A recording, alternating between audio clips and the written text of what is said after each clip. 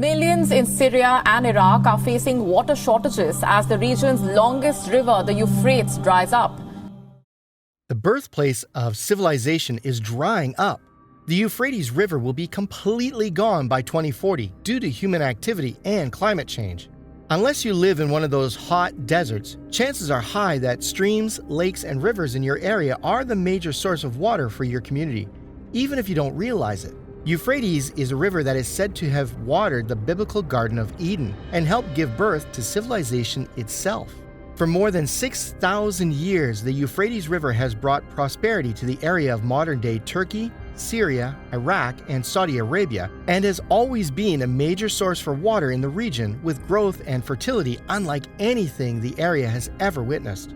Both Euphrates and Tigris made Mesopotamia the cradle of civilization thousands of years ago. But now that river is drying up. So what is with the Euphrates now? Stay tuned to find out.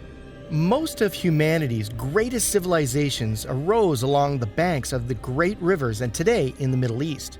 The mighty Euphrates River, along with its sister channel, the Tigris, is the main river valley that fostered the development of several ancient civilizations of Sumer and Mesopotamia. The Euphrates is the longest river in the Middle East, and its headwaters are in southeastern Turkey, from where it travels through central Syria and then the length of Iraq. 200 miles northwest of the Persian Gulf, the Euphrates joins the Tigris, forming the Shatt al-Harab before emptying into the Gulf. The Euphrates River has three riparian countries: Iraq, Turkey, and Syria, and the basin is distributed among 5 countries with a total population of 23 million. Most of the Euphrates stream flows originates from precipitation in the Armenian highlands, with contributions from riparian countries, but their contribution is generally not significant. Historically, the natural flow of Euphrates and the Syrian-Turkish border was around 30 billion cubic meters, but records over the last 70 years show a negative trend which clearly indicates a decrease in mean annual flow to about 25 billion cubic meters. The regulation of the flow of the Euphrates River is a classic example of how humans could impact river regime. With the construction of several large water engineering structures in upstream Turkey and Syria, the Euphrates flow regime has shifted towards less pronounced seasonal variations. The water used in the Euphrates basin in Iraq, Syria, and Turkey focuses on hydropower, irrigation, and drinking water supply, but agriculture consumes the largest share of water. By the largest share, we mean more than 70%. As a result, water quality has become a serious issue of the Euphrates River. Return flows from the agricultural drainage affects the water and aquatic life. Combine that with the dumping of untreated sewage into the river and its tributaries, this now becomes a recipe for disaster. The Euphrates River receives most of its water in the form of rainfall and melting snow, which then results in peak volumes during the months of April through May. The discharge in these 2 months alone account for 36% of the total annual discharge of the river. The discharge regime of Euphrates has also changed ever since the construction of the very first dams in the 1970s.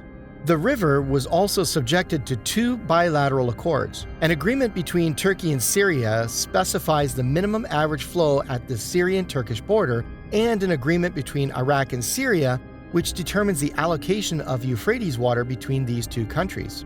Riparian countries hold conflicting positions on the international water law and terminology that have prevented a basin-wide agreement, with the exception of a protocol for technological and economic cooperation that was signed way back in 1980.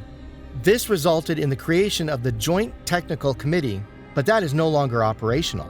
What's alarming the citizens of the riparian countries is the fact that the river is dying, which will lead to some irreversible consequences. Countries like Iraq have always been dealing with several natural disasters.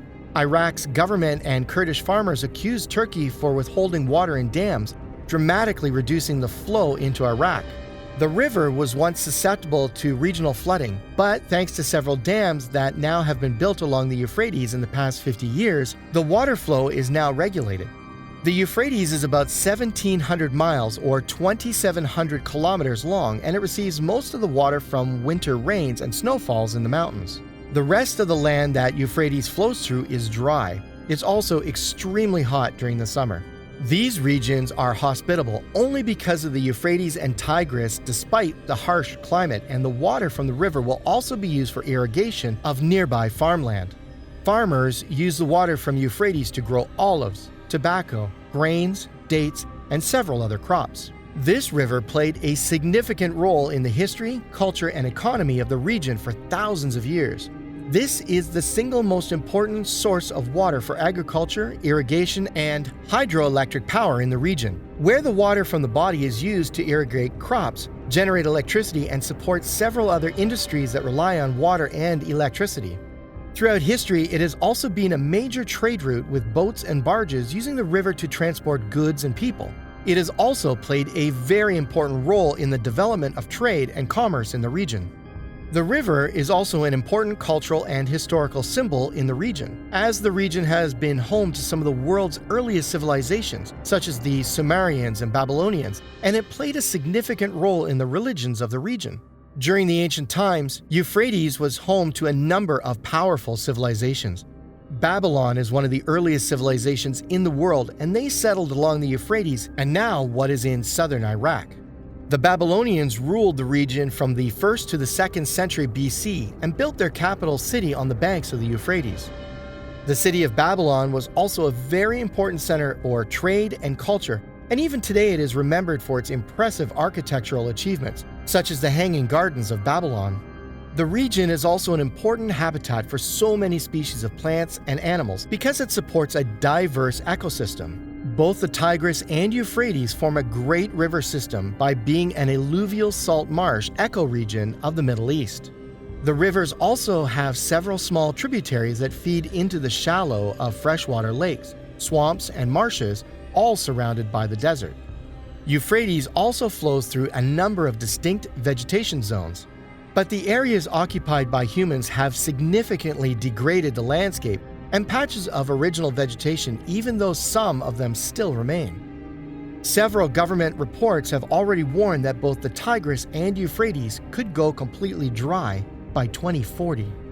The hydrology of the marshes is extremely important to the ecology of the entire Upper Persian Gulf, an area known as the cradle of civilization, all thanks to its rich ancient history. The river also played a major role in conflicts and wars. It's been the site for numerous invasions as different empires and civilizations have sought to control its water and trade routes. Right before we jump into the next part, if you make it this far, make sure you like and subscribe for more content like this.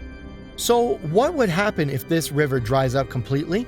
Well, one of the immediate consequences of the Euphrates drying up is the shortage of water for agriculture. Euphrates has always been a very important source for irrigation and crops in the region, and if that source is no more, many farmers would be unable to grow their crops. This would result in a decrease in food production and potentially result in shortages and higher prices for food, which would also result in inflation. It will also have a negative impact on the local economy, as many people in the region only rely on agriculture for their livelihood, so decrease in crop production will lead to unemployment and economic hardship. Drying up of Euphrates could also affect industries that rely on the river for hydroelectric power. It is already used to generate electricity through hydroelectric dams, and a decrease in water levels could result in a decrease in electricity production. This could also have a ripple effect on the other industries that rely on electricity, such as transportation and manufacturing. Euphrates is also a very important cultural and historical symbol in the region, which means drying of the river could have a negative impact on tourism. The river has also played a significant role in the history of the region, and many people visit the place just to learn about the ancient cities and sites along the river. These sites will now become less attractive to tourists and could potentially result in a decrease in tourism revenue for the region. This is a serious problem because drought has reduced the supply of water in the region. The ecology awareness in the region is also very low, at least when you look at the general public. Rivers are still very important to the modern-day communities, just like it has always been ever since humans started living in colonies, and they will continue to be integral to humankind's agricultural societies.